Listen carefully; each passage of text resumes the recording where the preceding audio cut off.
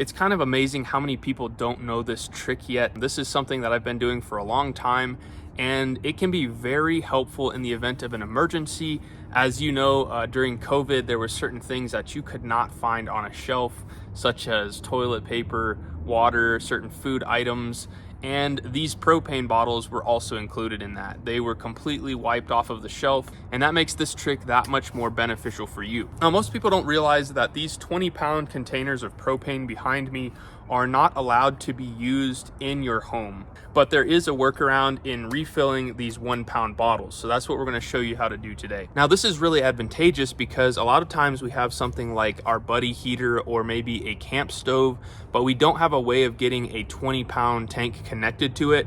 And so it's nice to have the availability of being able to reuse these little green tanks.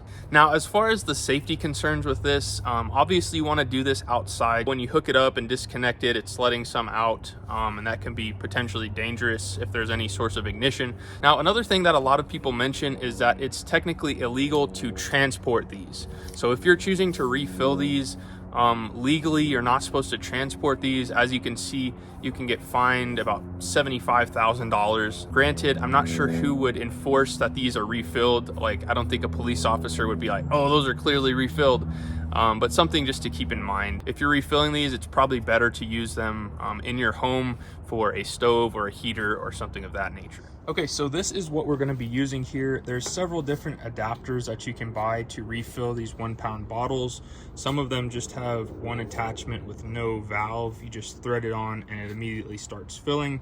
I like this because it has a ball valve. It has the core depressor there that goes onto your propane bottle. And then this one goes over to your tank. So what we're going to need to do first of all is we're going to hook this end up to our tank. This is closed off, obviously. And what we're going to do once this is fully attached is we're going to open the valve and we're going to flip it upside down. So we got that opened. Just going to flip this guy over. And what that's going to do is it's going to make sure that we're feeding liquid propane into this bottle, versus if we just leave it right side up, it's going to introduce gas, and we want to get as much liquid propane into these bottles as possible. So if you move around one of these brand new bottles, you'll feel a lot of weight being transferred of it as if you had, you know, water in there, whereas this one's pretty empty and there's not much movement in here, and it's very lightweight compared to a new propane bottle. So we're gonna go ahead and hook this up here, just thread it on. And there we go. Now this is also important too. We want to put this on an edge and make sure that this is lower so that all the liquid goes into this tank. And it's very basic from here. All we're going to do is open this up and you'll hear that propane rushing into this 1-pound bottle.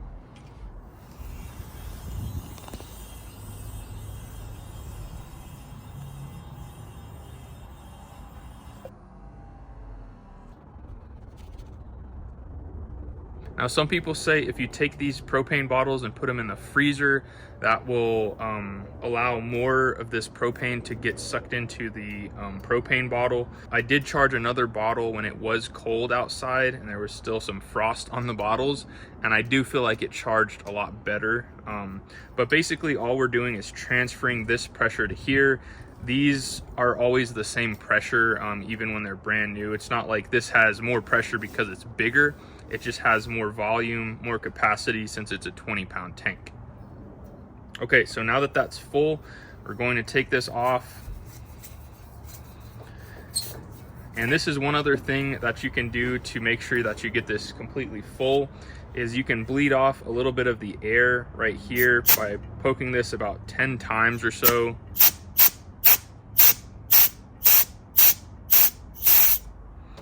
And that's going to let some of that air out so we can displace it with some of the liquid propane in this tank. So let's see if we hear that rushing sound again after we reopen this. So you can hear quite a bit more being introduced here. And you can do this as many times as you want. I've even seen some attach this right to it and hold this valve. You can pull that little nipple out with a pair of needle nose pliers, and you can let all of the air out until you see some liquid propane coming out there, and then it's completely topped off.